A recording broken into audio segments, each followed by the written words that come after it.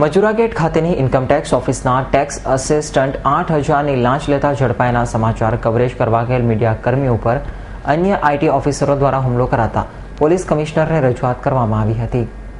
Majura gate ખાતે આવેલ ઇન્કમટેક્સની ઓફિસના ટેક્સ અસિસ્ટન્ટ આદિત્ય કુર્મી પાસે અડાજણના શિક્ષક સ્ટેટમેન્ટના કાગળો કઢાવવા ગયા હતા।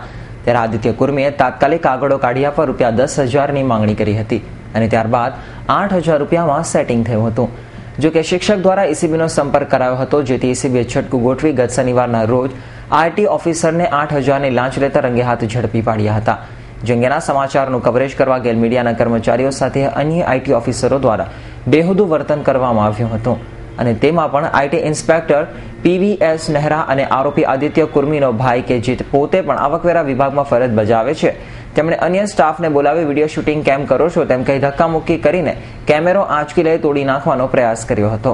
જે ઘટનાને સુરત શહેર પત્રકાર સંઘ દ્વારા સખ્ત શબ્દોમાં વખોડી કાઢવામાં આવી હતી અને આ અંગે પોલીસ કમિશનરને આવેદનપત્ર આપી મીડિયા ઉપર હુમલો કરનારાઓ અધિકારીઓ સામે કડક પગલાં લેવાની માંગણી કરાઈ હતી।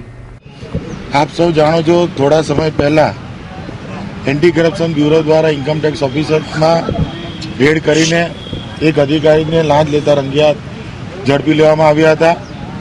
આ ઘટનાની જાણ થતાં ફરજના ભાગરૂપે નેશનલ ચેનલ, લોકલ ચેનલના પત્રકારો, દૈનિક છાપાના પત્રકારો, ફોટોગ્રાફરો અને કેમેરામેનો સ્થળ ઉપર પહોંચ્યા હતા।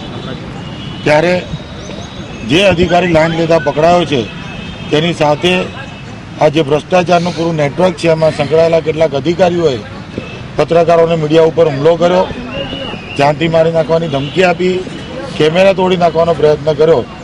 તેના વિરોધમાં સુરત શહેર પત્રકાર સંઘ આજે સુરત શહેર પોલીસ કમિશનરને રૂબરૂ મળીને આવેદનપત્ર આપી રજૂઆત કરી છે અને જે અધિકારીઓ ઇન્કમટેક્સ વિભાગના અધિકારીઓએ પત્રકારો પર લોકશાહીની ચોથી જાગીર પર હુમલો કરવાનો પ્રયત્ન કર્યો છે તેમની સામે ફોજદારી કાર્યવાહી કરવા અને એમના ભ્રષ્ટાચારના નેટવર્કને ભેદવા માટે રજૂઆત કરી છે।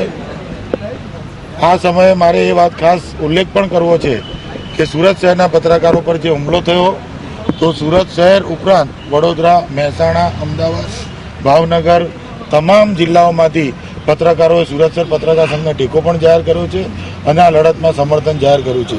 અમે મીડિયાના માધ્યમથી ઇન્કમટેક્સ વિભાગના કમિશનરને પણ અપીલ કરીએ છીએ કે જે અધિકારીઓએ પત્રકારો પર હુમલો કરવાનો પ્રયત્ન કર્યો છે તાત્કાલિક અસરથી એમની સામે તપાસ કરીને કાર્યવાહી કરે, નહીંતર અમારે વધારે આક્રમક કાર્યક્રમો જાહેર કરવાની ફરજ પડશે।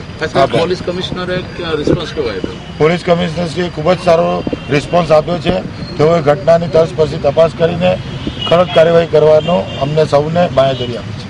છાશવારે મીડિયા ઉપર થતા હુમલાના વિરોધમાં અને હવે ફરી મીડિયા ઉપર આવા હુમલા ન થાય તે માટે આવા લોકો સામે સખ્ત કાર્યવાહી કરવામાં આવે તેવી માંગણી પણ સુરત શહેર પત્રકાર સંઘ દ્વારા કરવામાં આવી હતી। Bureau report, S9 news, Surat.